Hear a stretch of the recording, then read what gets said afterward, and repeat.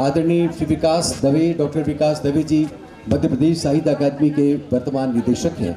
हम उन्हें एक बाल साहित्यकार के रूप में जानते पहचानते। हमारे आज के सत्र के तीसरे वक्ता आदरणीय श्री यतीन्द्र मिश्र। यतीन्द्र मिश्र हम सब जानते हैं कि साहित्य, संस्कृति और कलाओं में बहुत ही समान रूप से जिनकी सक्रियता है, हमेशा ही उनकी रचनात्मक आहटें हमें अलग तरह से आकर्षित करती हैं, विमोहित करती हैं। ऐसे आदरणीय यतीन्द्र मिश्र का भी मंच पर हार्दिक स्वागत है, हार्दिक अभिनंदन है। औपचारिकताएं शुरुआत की होती ही है और शिवनाथ साहित्य समागम में जब ऐसी वरद उपस्थिति हमारे साथ आदरणीय जगत गुरु की बन रही है, हम शिवनाथ साहित्य परिवार के आदरणीय रेखा मंडलू से निवेदन करते हैं, कृपया मंच पर शीघ्र पधारें। सबसे पहले आदरणीय जगत गुरु जी का उत्तरी ओढ़ाकर स्वागत करें, अभिनंदन करें। आदरणीय पंडित अजय पुरोहित जी,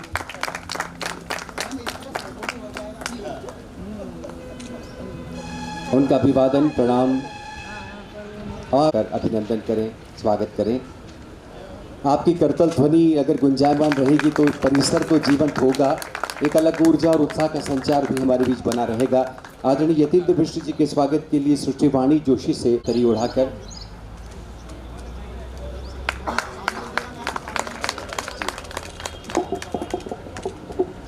और देख सबसे महत्वपूर्ण भूमिका इस सेतु की ही होती है। आपका स्वागत है। रूपा जी उधर घूम जाओ, उधर घूम जाओ। अपनी वैसी साहित्यिक और सुदीर्घ परंपराएं नहीं है, वैसी विरासत शायद नहीं है जैसे कि अन्य शहरों के नसीब में होती है, लेकिन हम ही हैं जो अपनी तरह से एक इतिहास भी रचते हैं। इतिहास कौन तैयार करता है? इतिहास दरअसल हमारा पुरुषार्थ तैयार करता है। ऐसे पुरुषार्थ के प्रतीक के रूप में पंकज सुबीर शाया हुए हैं हमारे वक्ती दौर में, तो मैं उनकी जिज्ञासा, उनकी ऊर्जा, उनके उत्साह और उनके लगन को प्रणाम करता हूँ। पहला ही अभी वाग्देवी वीणा पाणी की प्रतिमा पर हमने पुष्पांजलि की और जो हमारा पूरा का पूरा मानस प्रकाशित होता है शब्द की परंपरा में, संस्कृति की परंपरा में, और वहीं से हम अपनी एक महान विरासत को याद करने का उपक्रम भी करते हैं। आज ये विषय हमारा धर्म और साहित्य के अंतर संबंधों पर एकाग्र है और ये पहला ही विषय क्यों चुना, इसके पीछे पंकज सुबीर की अपनी क्या अवधारणा रही है वो अधिक खुलासा करेंगे। लेकिन मुझे ऐसा लगता है कि हमारी जो महान शब्द की विरासत है, मनुष्यता की जो विरासत है, वो जहाँ से चलकर आती है और एक नई तरह से अपना हस्तक्षेप साहित्य उसके माध्यम से करता रहा है और अलग अलग तरह से पूरी भारतीयता को, भारत के नैतिक मूल्यों को और भारत की सुदीर्घ परंपराओं को जिस तरह से रिफ्लेक्ट करता रहा है, हम तक पहुंचाता रहा है, वो दरअसल हमारा साहित्य और धर्म के अंतर संबंधों के माध्यम से ही यहाँ तक पहुँचता है। ठीक ठीक अर्थों में धर्म की इबारत क्या है, उसकी परिभाषा क्या है और साहित्य किस तरह से प्रेरणा भी ग्रहण करता है और प्रतिपक्ष की भूमिका भी निभाता है। इन दोनों चीज़ों को बराबरी से तौलने, देखने और एक नई वैचारिक चिंगारी हमारे सामने पहुंचाने के लिए हमारे 3 अतिथि वक्ता उपस्थित हैं। सबसे पहले तो मैं जगत गुरु पंडित अजय पुरोहित जी के चरणों में प्रणाम प्रेषित करता हूं। जिस तरह से एक कथावाचक के रूप में उन्होंने हमारी पूरी भारतीय आत्मा को हम तक पहुंचाने का जो यत्न किया है, जो उपक्रम किया है, निश्चित रूप से हजारों हजार की तादाद में लोग उनके शरणागत हैं, उनके विचारों को दत्तचित्त होकर, तन्मय होकर सुनते हैं। और आज जब धर्म और साहित्य के अंतर संबंधों पर हम बात करेंगे तो निश्चित रूप से जगत गुरु की वाणी हमारा पाथेय बनेगी। हमारे साथ डॉक्टर विकास दवे उपस्थित हैं। अब विकास जी की आज की यदि हम आज से उनका परिचय देना चाहें तो वो मध्य प्रदेश के साहित्य अकादमी के निदेशक हैं, लेकिन उससे बहुत पहले से जो लगातार उनकी चिंताओं में विशेष रूप से बाल साहित्य रहा है और बाल साहित्य ने हमारी पूरी समकालीन साहित्य की धड़कनें जिस तरह से उनकी वैचारिक चेतना से आगे बढ़ती रही हैं, विकास दवे जी का होना भी निश्चित रूप से बहुत ही महत्वपूर्ण है। और उस साहित्य धर्म के साथ क्या संश्लेष करता है और किस तरह से अपनी नई आवाज़ें मुखरित करता है, ये उनके माध्यम से जानना दिलचस्प होगा। और यतीन्द्र मिश्र जी, अब ये तो अयोध्या से आए ही हैं। अब अयोध्या का नाम जब हम लेते हैं, पुकारते हैं, तो किस तरह से हमारी पूरी धर्म और भारतीय संस्कृति अलग तरह से हमें आलोकित होती हुई दिखाई देती है।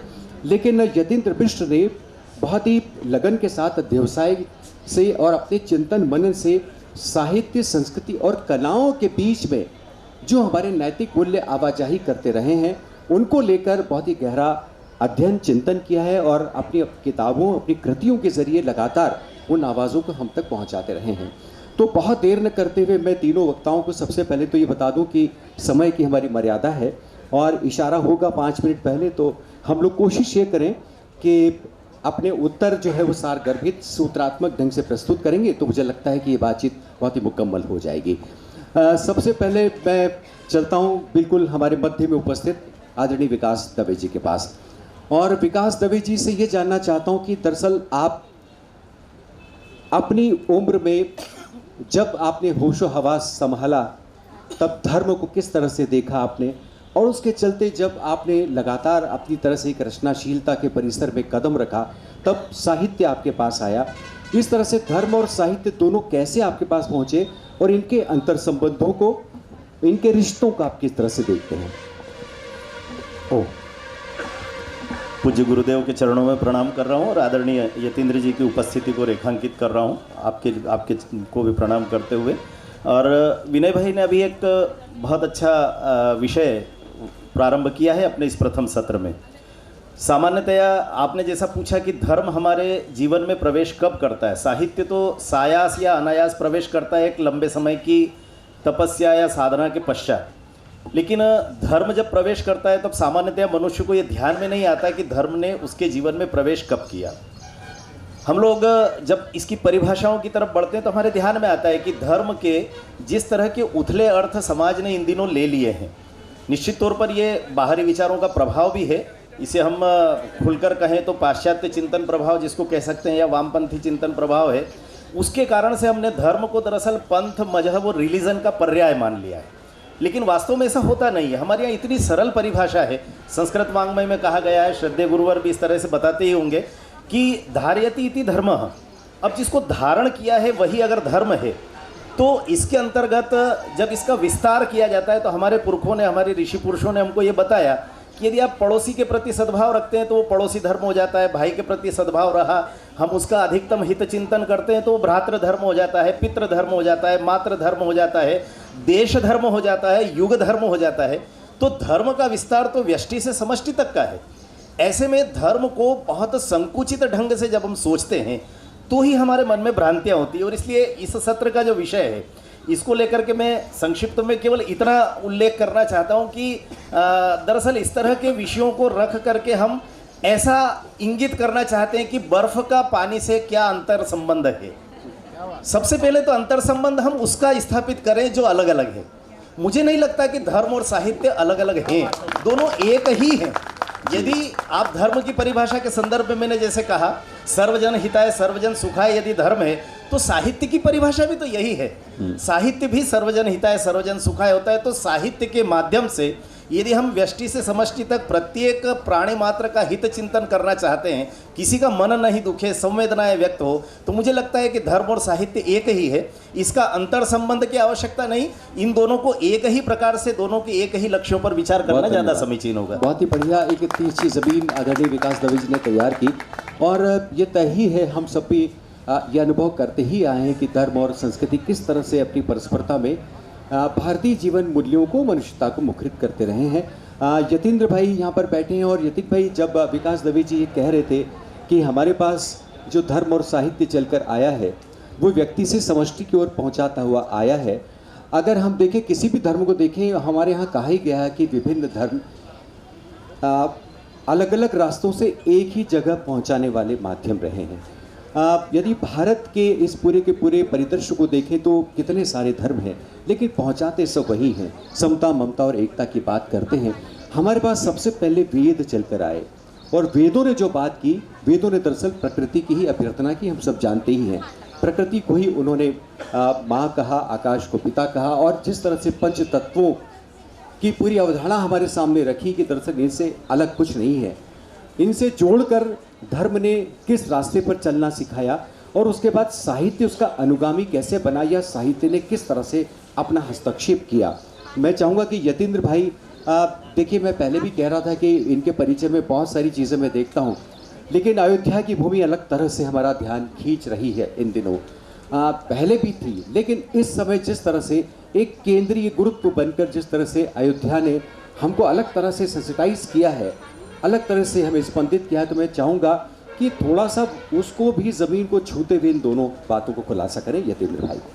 आदरणीय जगतगुरु जी, विकास जी, विनय जी, पंकज सुबीर जी, मैं विकास जी की बात से आगे बढ़ूंगा। जो आप जो सब्जेक्ट है वो मुझे लगता है कि हम लोग कई धर्मों वर्सेस साहित्य की बात कर रहे हैं, तो मुझे लगता है कि उससे ज़्यादा उसका महत्व इस बात पे है कि हम उसके आध्यात्मिक अर्थ में जाएं, जो धर्म की अवधारणा है, और जिस पे बहुत सुंदर बात आपने कही, और जगत गुरु जी उसको समझाएंगे ही, मुझे उदाहरणों को कोट करने की ज़रूरत नहीं, आप सभी जानते हैं।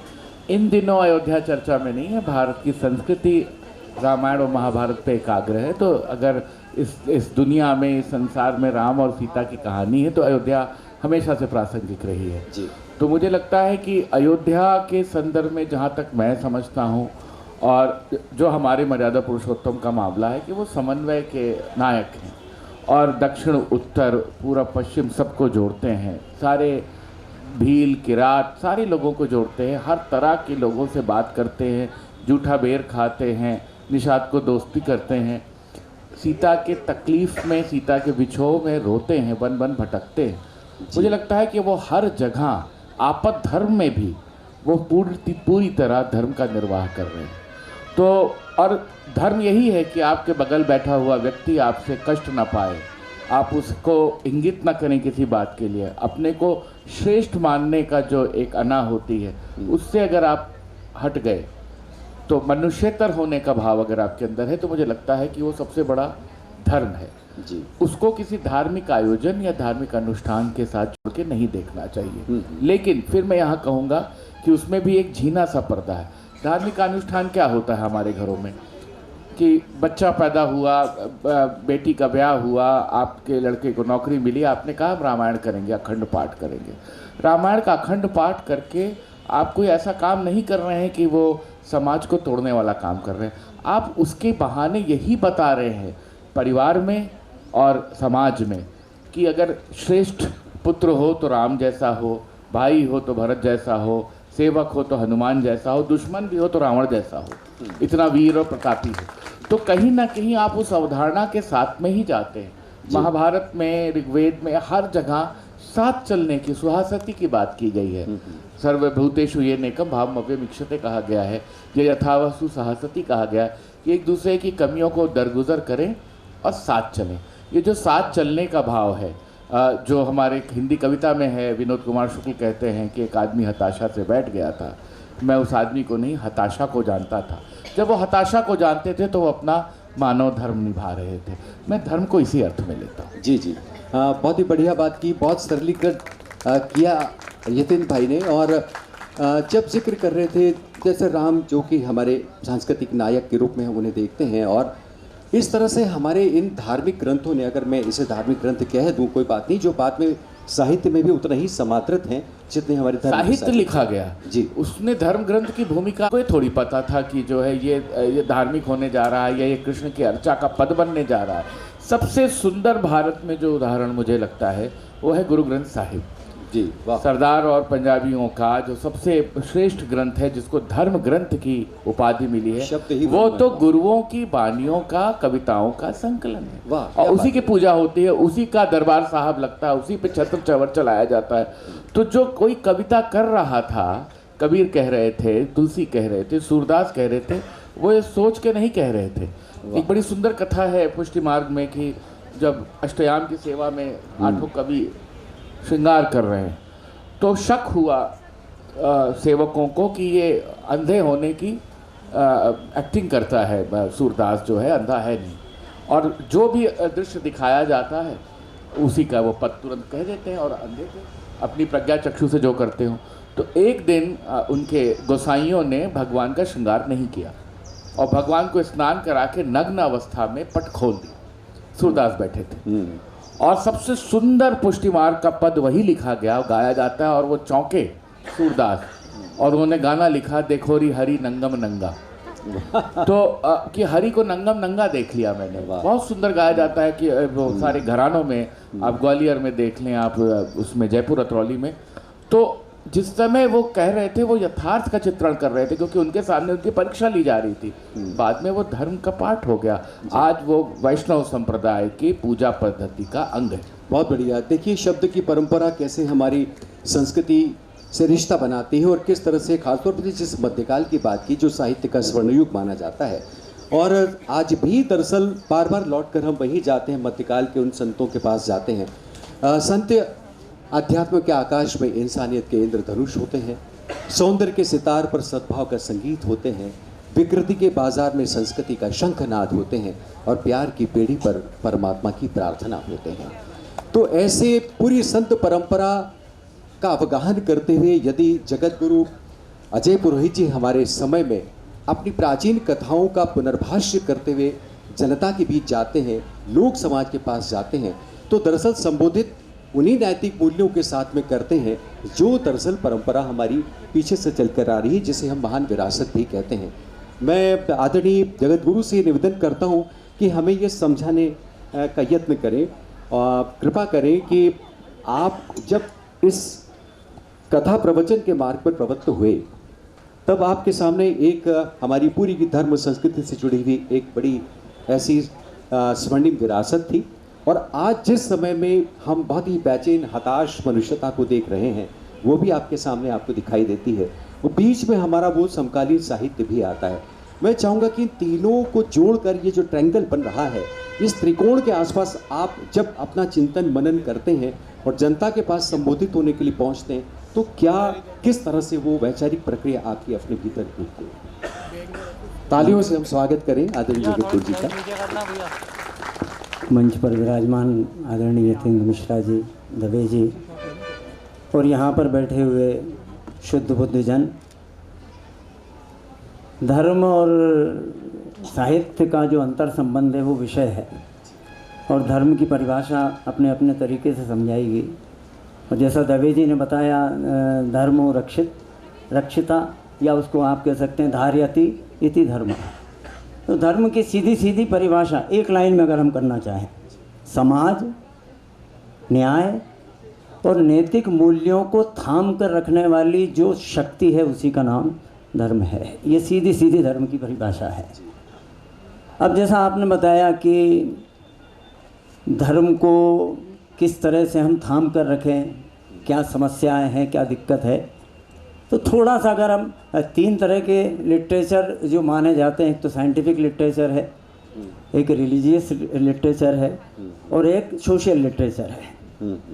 लेकिन अगर हम साइंटिफिक लिटरेचर और सोशल लिटरेचर की बात करें तो जब तक ये दोनों साहित्य धर्म का अवलंबन प्राप्त नहीं करेंगे तब तक ये पूर्णता को कभी प्राप्त हो नहीं सकते हैं। और इसको थोड़ा सा आप समझने का प्रयास करें। जैसे जो मॉडर्न फिजिक्स है, मॉडर्न फिजिक्स में जो क्वांटम मैकेनिक्स है, वो क्वांटम मैकेनिक्स कहती है कि ऊर्जा ना तो उत्पन्न की जाती है ना नष्ट होती है। उसमें लिखा है फिजिक्स में कि energy can not be destroyed, it only change it's form, ये केवल अपना रूप बदलती है। अब ये मॉडर्न फिजिक्स अभी कह रही है, लेकिन आप आदिकालीन युग में जाएं तो जो बात आज की फिजिक्स कह रही है वो बात आज से 5,500 साल पहले महाभारत के रण क्षेत्र में खड़े होकर भगवान कृष्ण अर्जुन को कह चुके हैं।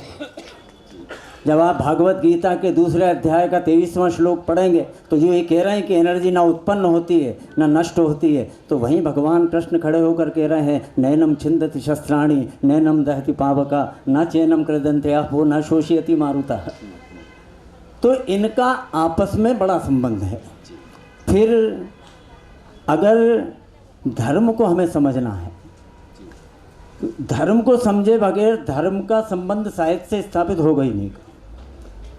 तो धर्म को जैसा कि आपने बताया उसको अलग अलग नाम दे दिए गए, लेकिन भागवत महापुराण में जब एक चतुष्पाद वृषभ के रूप में धर्म आया तो उस धर्म के ऊपर ठप्पा नहीं लगाया था कि ये सनातनी बैल है, कि ये मुस्लिम बैल है, कि ये क्रिश्चियन बैल है, कि ये सिख बैल है। उस धर्म को 4 चरणों पे खड़ा किया, चतुष्पाद था जी।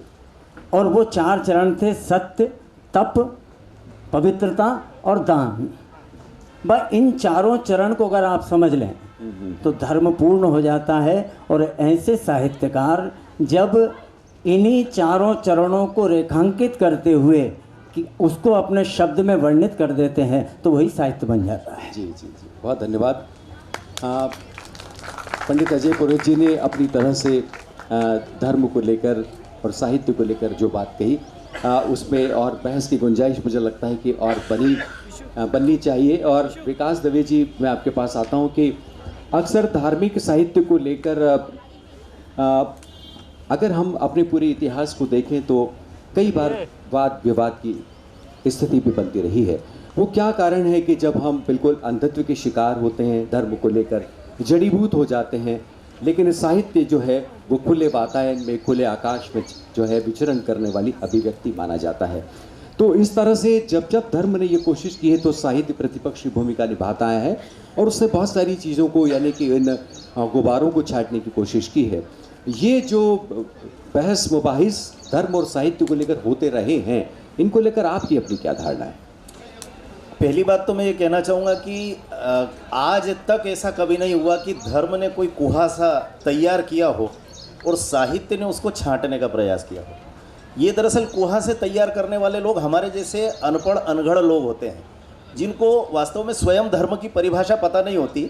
वे स्थापित कर देते हैं इन मूल्यों को कि ये धर्म है, और उसके बाद उसी की काट करके और उसका प्रकाश लाने की कोशिश करते हैं कि नहीं नहीं ये अंधेरा फैल गया था।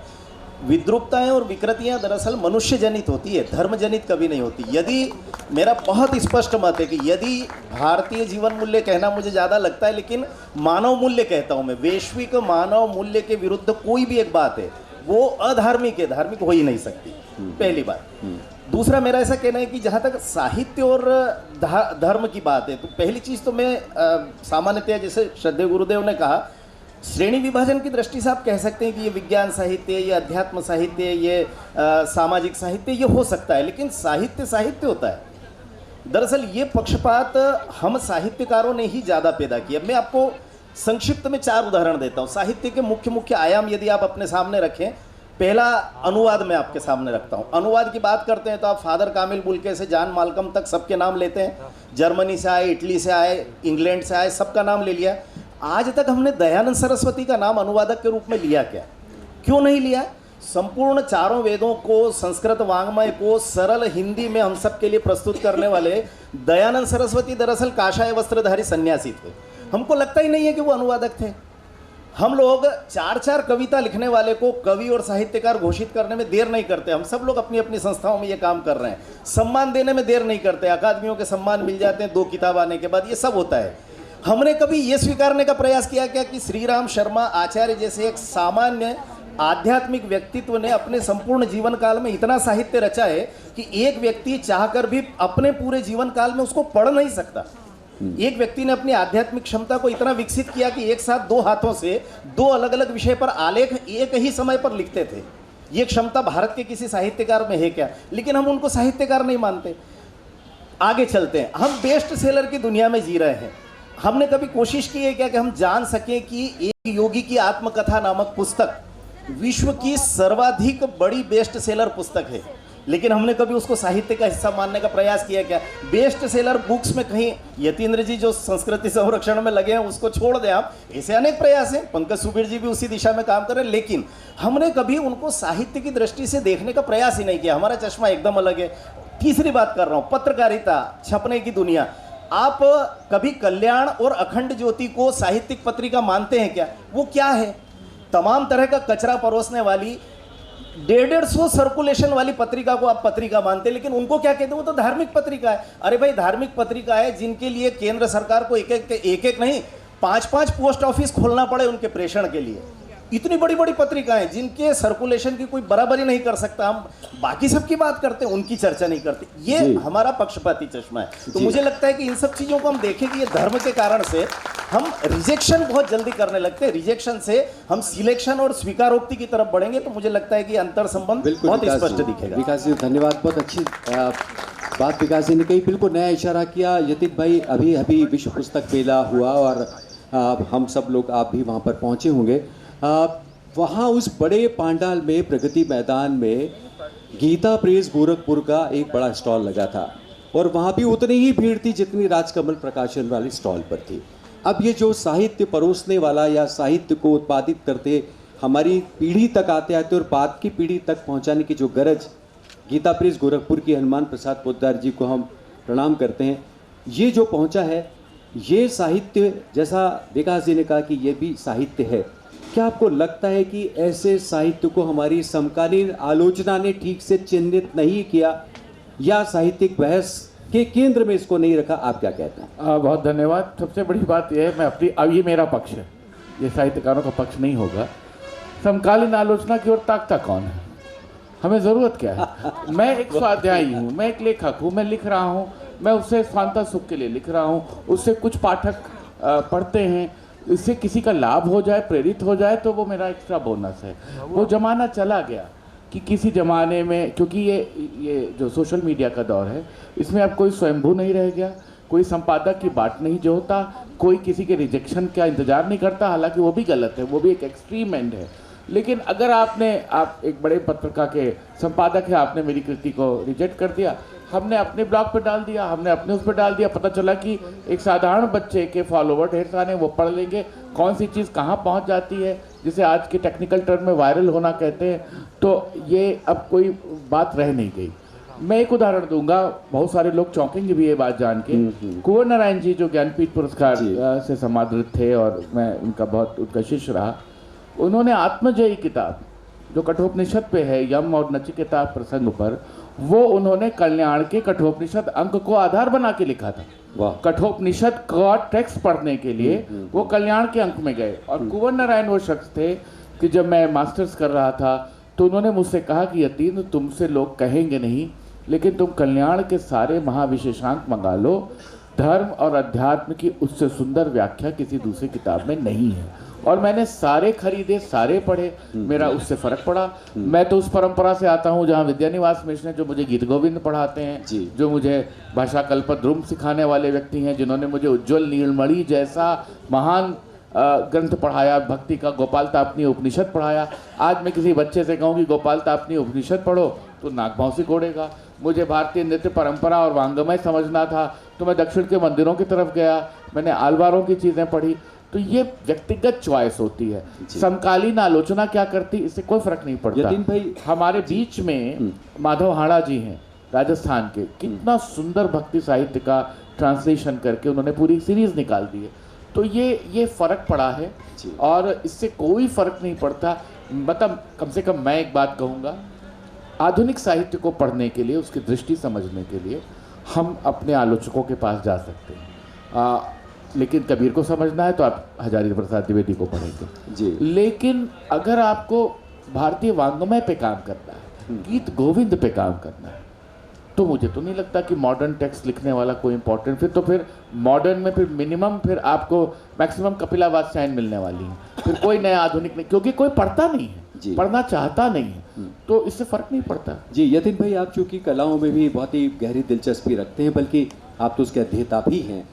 इधर एक बात आप जब कह रहे थे तो मुझे कौंध रही थी कि सबसे धर्मनिरपेक्ष अगर है तो हमारी कलाएं हैं, जिसमें कभी ये सोचा नहीं कि यदि अहमद हुसैन, मोहम्मद हुसैन एक देवी का गीत गा रहे हैं, कृष्ण का गीत गा रहे हैं, तो उनको कभी कोई गुरेज नहीं होता कि वो क्या कर रहे हैं। तो ये जो कलाओं के माध्यम से भी हमारा जो शब्द, हमारा साहित्य पहुंचा है, मुझे लगता है कि इसको भी चिंतित करने की आवश्यकता है। साहित्य और धर्म मुझे के लगता है अंतर कि संबंधों को लेकर। हमेशा से होता रहा है और ये नया सब शब्द इजाद हो गया, धर्मनिरपेक्षता और ये सारी चीज़ें। मुझे जिस घर में जन्म मिला है, हमेशा दूसरे कौम के, दूसरे मजहब के लोगों का सम्मान करना सिखाया गया। तो मुझे तो कभी लगा ही नहीं। हमारे यहाँ एक ड्राइवर होते थे आइविन पुशांग, वो, और उनको हम लोग टिल्लू मामा कहते थे। हर क्रिसमस में वो अपने घर बुलाते थे। तो मैं 8th क्लास में गया तो मेरे फादर से मैंने पूछा, मैंने कहा क्रिसमस में क्यों बुलाते हैं? तो पता चला कि वो क्रिश्चियन है। 8th स्टैंडर्ड तक मुझे मालूम ही नहीं था, मेरे घर में रहते थे, कि ये एक क्रिश्चियन व्यक्ति है। तो हमारे घर का तो ऐसा एक बहुत ही सहकार वाला वातावरण था। और किसी भी जब आप संगीत और कलाओं की बात कर रहे हैं जी, तो मुझे लगता है कि पूरी परंपरा में जब जो भी चीज़ लिखी गई है वो सब गाते हैं। करीम नाम तेरो है परवरदिगार, गंगूबाई हंगल गाती हैं, और जो भजे हरि को सदा आमिर खान साहब गाते हैं। मेरी तो एक स्थापना ही ये है कि जब शास्त्रीय संगीत की महफिल बैठती है, बजाने वाले खान साहब हैं, गाने वाला कोई संगीतज्ञ है, भक्ति साहित्य गाया जा रहा है या कोई और चीज़ गाई जा रही है, तो इससे फ़र्क नहीं पड़ता। ये तो दो धर्मों, दो पंथों को समझने और उनके समन्वय की बात है। धार्मिकता जो है वो बहुत सुंदर बात विकास जी ने कही कि जो कुछ भी मनुष्यता के दायरे में नहीं आता वो सब अधार्मिक है, वो सब नॉन रिलीजियस है। अब अगर नॉन रिलीजियस है तो फिर उसको आप सिर्फ पूजा पाठ या किसी परंपरा पद्धति से जोड़ के ना देखें। जी, जी, जी। उसको थोड़ा व्यापक अर्थों में भी देखें। जी, जी। आप मतलब कि समाज में हाँ, देखें। जी, जी, बिल्कुल। आप तो सवाल उठा रहे हैं समाज के।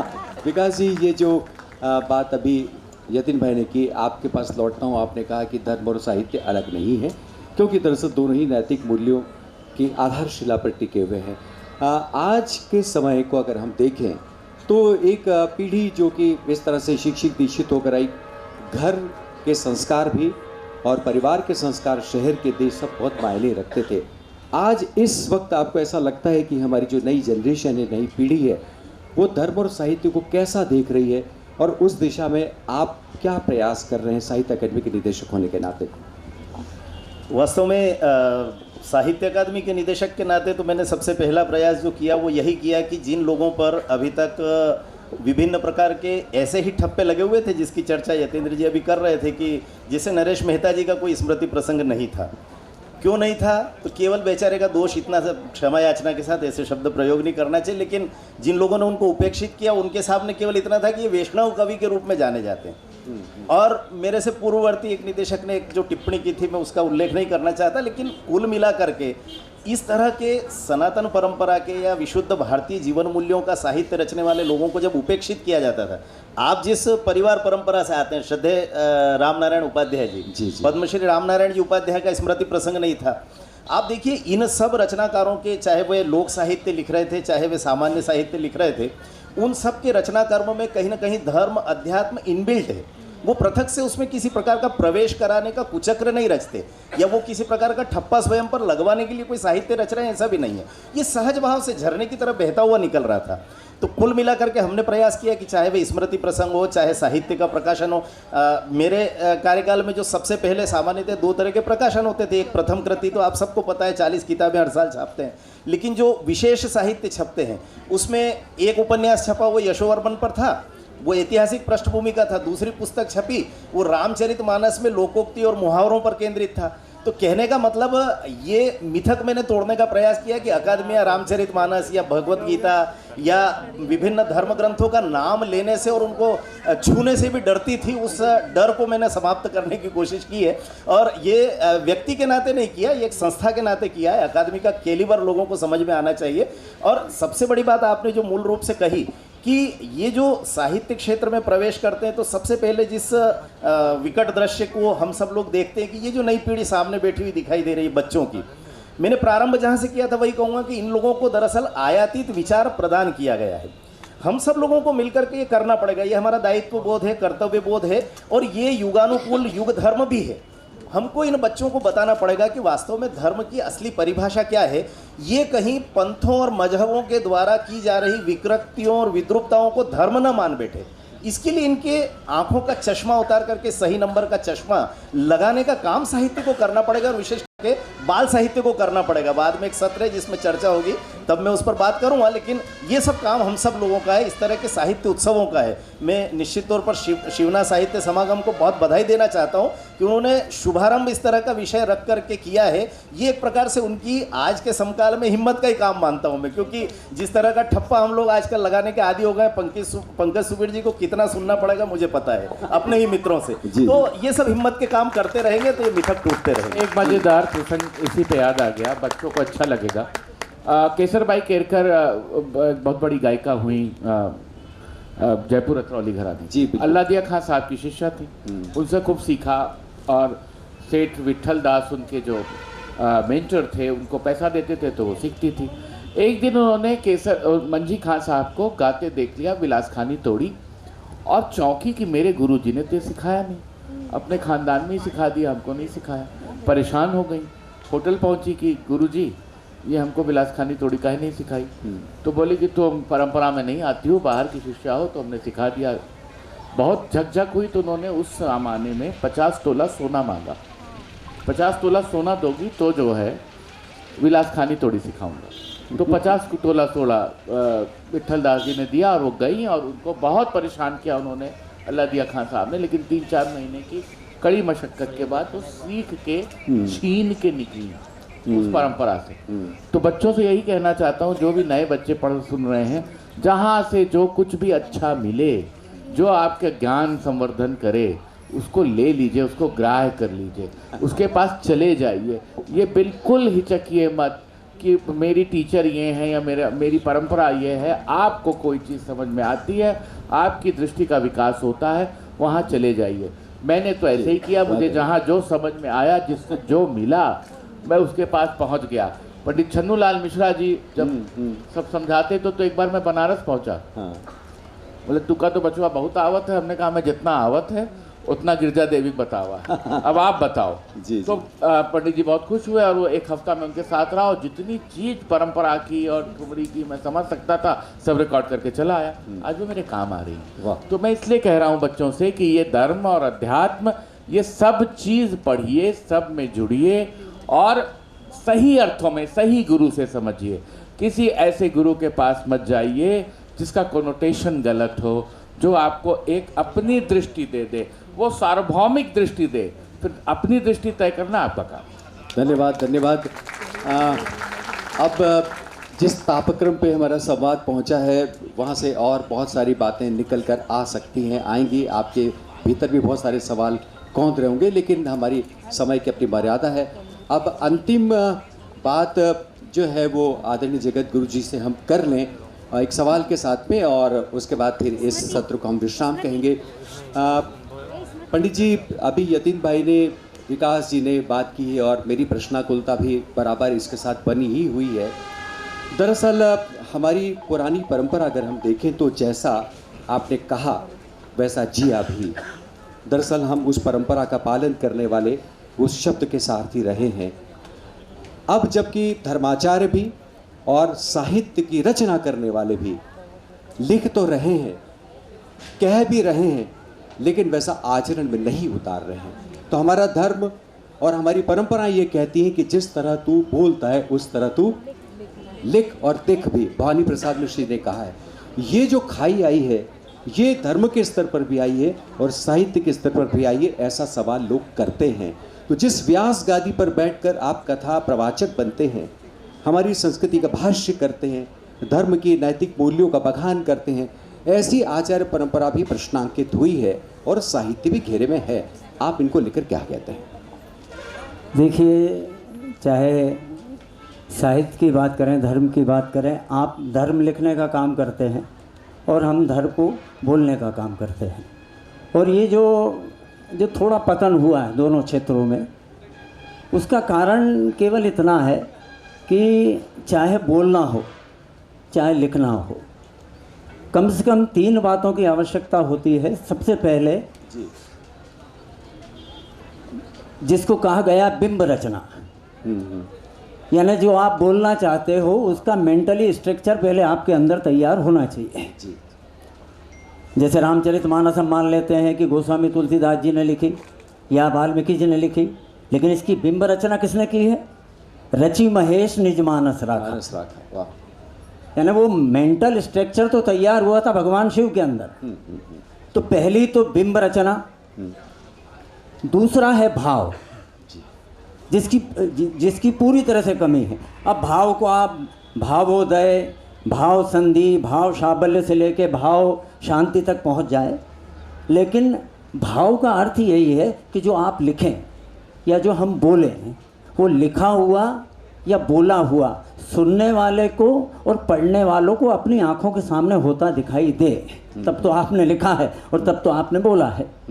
और तीसरा, जो इतनी देर से हम सब टिके हैं शब्द के ऊपर, और चाहे वो धर्म का क्षेत्र हो चाहे वो समाज सेवा का क्षेत्र हो, इसमें सबसे बड़ा कोई है तो वो है शब्द जी। धर्म में जिसको नाद ब्रह्म बोला है जी। और बोलने में और लिखने में तीसरी जो महत्वपूर्ण बात है वो है सटीक शब्द, शब्द की सटीकता। जैसे हमारे मध्य प्रदेश के एक बड़े सुंदर कवि हैं, आपने नाम सुना होगा, गुरु सक्सेना जी। और उनका एक छंद जो मुझे व्यक्तिगत तौर पे बड़ा अच्छा लगता है, वो छंद में लिखते हैं कि पूस की प्रचंड ठंड और छोर जोर करे, थर थर काँप रहो कुंवर कन्हई है, और दांत किट किट बार बार बोले लाड लेके, देख माता यशोदा बहुत घबराई है, और वेद को बुलाओ शीघ्र नंद बाबा लाडले को, सर्दी निमोनिया का रूप लेके आई है, और सांड कभी सोचे कान्हा कांपे किस कारण से, लगता है राधा ठंडे पानी से नहाई है। अब इसको जरा, अब इसमें थोड़ा सा आप बहुत बड़े बड़े प्रबुद्ध जन हैं, लेकिन फिर भी आपके सामने बोलने की धृष्टता कर रहे हैं जी। ये जो छंद है, इसमें जो भी कवि है पूरी तरह से इसको रसयुक्त कर दिया। देख माता यशोदा बहुत घबराई है, भयभीत है, यानी इसमें भयानक रस है, लेकिन उस भयानक रस के अंदर कहीं ना कहीं आपको वात्सल्य रस के भी दर्शन हो रहे हैं, क्योंकि जब वात्सल्य होगा तभी तो बच्चे को लेके भयभीत है। और अंत में जब कह रहे हैं लगता है राधा ठंडे पानी से नहाई है, तो ये वैसे तो अद्भुत रस है, लेकिन इसका अंकुरण हुआ श्रृंगार रस से जी जी। और फिर आप ध्यान से समझिए, इसमें 3 शब्दों का थर थर किट किट बार बार, ये कौन सा अलंकार है? साधारणतः लोग बात समझेंगे यमक अलंकार है, लेकिन यमक अलंकार में शब्दों की पुनरावृत्ति होती है, लेकिन दोनों शब्दों का अर्थ अलग होता है। तो ये पुनरुक्ति अलंकार है। पुनरुक्ति, और पुनरुक्ति क्यों प्रयोग किया जाता है? किसी भी भाव की तीव्रता को बढ़ाने के लिए। फिर एक पंक्ति आई है, सर्दी निमोनिया का रूप लेके आई है। इसमें उपमेय के ऊपर उपमान का आरोप जड़ दिया है सीधा, तो यहाँ पे रूपक अलंकार है। लेकिन जब लिख रहे हैं कि लगता है राधा ठंडे पानी से नहाई है, इसमें संभावना व्यक्त की है, उपमेय में उपमान की, तो यहाँ पे उत्प्रेक्ष अलंकार है। अब आप पूरी इस छंद को देखिए, सारे अलंकार और हैं। छंद में सारे अलंकार का प्रयोग हो गया, रसों का प्रयोग हो गया, लेकिन अगर हम आपसे पूछें कि इस छंद को कौन सा शब्द लूट के ले गया, बताइए, जो आपको आकर्षित करता है। अरे एक शब्द है उस, हाँ, कौन सा शब्द है? निमोनिया। निमोनिया। पूरे छंद को इस शब्द ने लूट लिया। और निमोनिया हिंदी लिटरेचर का शब्द है, फिर कौन से लिटरेचर का शब्द है बताइए? अरे इंग्लिश भी नहीं है, ये एंशिएंट ग्रीक लैंग्वेज का शब्द है। ये न्यूमोन से आया, न्यूमोन यानी फेफड़ा और न्यूमा यानी सांस। फेफड़े को सांस लेने में परेशानी हो तो उस बीमारी को निमोनिया कहते हैं। वाह। तो अब आप जरा विचार करिए कि इतने छंदों से अलंकृत, इतने रसों से पूरी तरह डूबा हुआ ये छंद, लेकिन ऐसे कवियों का चमत्कार देखो कि एक शब्द निमोनिया रख दिया और वो निमोनिया पूरा छंद लूट के ले गया। तो कहने का तात्पर्य यही है कि ये हम जो आप लोग बैठे हैं, आप लोगों को एक शब्द से संबोधित किया जाता है, आप लोगों को कह दिया जाता है कि आप सब बुद्धिजीवी हैं। और बुद्धिजीवी आप लोगों को कहना, इससे बड़ा अपमान आपका कोई दूसरा हो ही नहीं सकता है। क्यों? क्योंकि अगर आप बुद्धि लगाओगे, जैसे यतीन मिश्रा जी एक कविता लिखते हैं कि कविता में जहाँ शब्द रखे हैं चिमटे से उठा के वहाँ क्या रख दो? अंगारा रख दो। बुद्धि स्वीकार करेगी इस बात को? इतनी मेहनत से कविता लिखी और अंगारा रख के उसको जला दिया। लेकिन आप देखो चमत्कार है, यहाँ पर भी उनने रूपक अलंकार का प्रयोग करके शब्द को ही अंगारा बना दिया। और जब शब्द अंगारा बना तो दुष्यंत कुमार की वो पंक्ति इन्हीं पंक्तियों में प्रकट हुई, मेरे सीने में ना सही तेरे सीने में ही सही, हो कहीं भी आग पर ये आग जलनी चाहिए। बहुत धन्यवाद। पंडित अजय जी ने एक उद्वेलन पैदा किया। हालांकि प्रश्न का उत्तर फिर भी बाकी है, लेकिन होता ही ऐसा है, सवाल दर सवाल होते रहते हैं और संवाद को एक अलग मुकाम पर जाकर कहीं न कहीं रोकना पड़ता है। बातें रही अधूरी, बिछड़ना पड़ा हमें, आए भी इत्तेफाक मुलाकात की तरह। तो इत्तेफाक मुलाकातों का ये सिलसिला लगातार चलता रहे। दरअसल साहित्य उत्सव यही तो काम करते हैं, चरवेती प्रचलामह निरंतरम। तो ये जो गुफ्तगू बंधन हो, बात से बात चले, अली सरदार जाफरी कहते थे। तो दरअसल ये सिलसिला बना रहे, इस बात की तस्दीक करता हुआ साहित्य उत्सव का पहला सत्र अब हम यहाँ पर इसको विश्राम कहते हैं। विनय जी 15 सेकंड केवल, जी 15 केवल ये कह रहा था, एक तो बुद्धिजीवी शब्द को लेकर कहा, हम सब बुद्धि धर्मी शब्द का प्रयोग करना प्रारंभ करें, एक आग्रह। दूसरा, एक बात कहकर के इस सत्र का समापन करना चाहता हूँ, एसेंस की तरह, सत्व की तरह। हम सब लोग जिन कविताओं को खूब वायरल कहते हैं, खूब लाइक्स और कमेंट्स वाली मानते हैं, जिनकी सर्वाधिक प्रतियां भी की, इस सत्र का समापन ये कहते हुए करना चाहता हूँ कि दुनिया की सबसे ज़्यादा प्रचलित कविता यदि कोई है तो वो श्रद्धाराम फुल्लोरी की है, और वो है ओम जय जगदीश हरे। करोड़ों स्वरों में, करोड़ों कंठों में मुखाग्र है। इस सत्र का समापन ये कह करके करना चाहता हूँ। चलिए ठीक है। अब इशारा मुझे हो चुका है स्मृति जी, तो स्मृति कह रहा हूँ तो स्मृति चिन्ह की बात आ ही जाती है। तो मैं चाहूँगा कि आदरणीय पंडित अजय पुरोहित जी को अनिल पालीवाल जी आएँ और स्मृति चिन्ह प्रदान करें। थोड़ी शीघ्रता कीजिए। अनिल भाई, आवाज़ पहुँच रही है आपके पास जी। तो अनिल पालीवाल जी, इसी क्रम में आदरणीय प्रेम जन्मे जी तो यहाँ पर विराजमान हैं। कैलाश अग्रवाल जी, जयंत दासवानी जी, आप सबसे निवेदन रहेगा क्रमशः पंडित अजय पुरोहित जी, आदरणीय प्रेम जन्मे जी, व्यंग्य